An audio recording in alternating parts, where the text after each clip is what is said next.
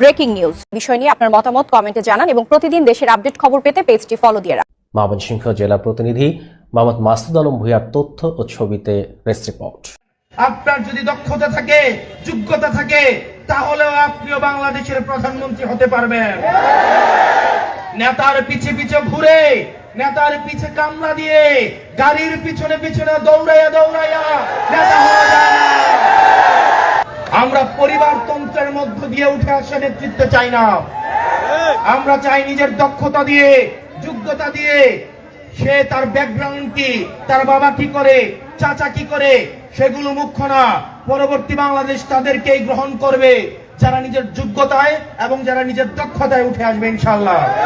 আপনি তাদের রাজনীতি দেখবেন, তাদের রাজনীতিতে ঘুষ মুক্ত বাংলাদেশ আছে কিনা, চাঁদাবাজ মুক্ত বাংলাদেশ আছে কিনা, টেন্ডারবাজ মুক্ত বাংলাদেশ আছে কিনা। আজকে থেকে 6 মাস আগের ঘটনা, আমাকে কুমিল্লাতে অবাঞ্ছিত ঘোষণা করা হয়েছিল।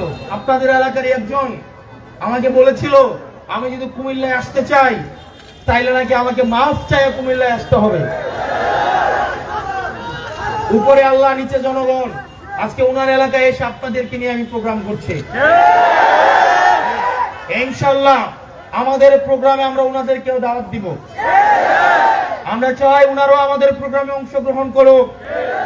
ওনাদের অনেক নেতা কর্মী আছে যারা অত্যন্ত হতাশ, 17 বছর জেল জুলুম নির্যাতন নিপীড়নের মধ্য দিয়ে গিয়েছে, মামলা খেয়েছে, হামলা খেয়েছে, এলাকায় আসতে পারে নাই, বাবার জানাজা পড়তে পারে নাই, সন্তানকে স্কুলে নিয়ে যাইতে পারে নাই, পরিবারের সাথে সময় কাটাইতে পারে নাই।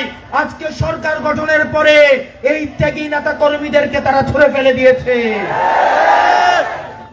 বিএনপির যারা ত্যাগী নেতা কর্মী আছেন, আমরা জানি আপনারা কষ্টে আছেন, আপনারা রাতে নির্জনে আপনারা কান্না করেন, আমরা আপনাদের কষ্টটা বুঝি।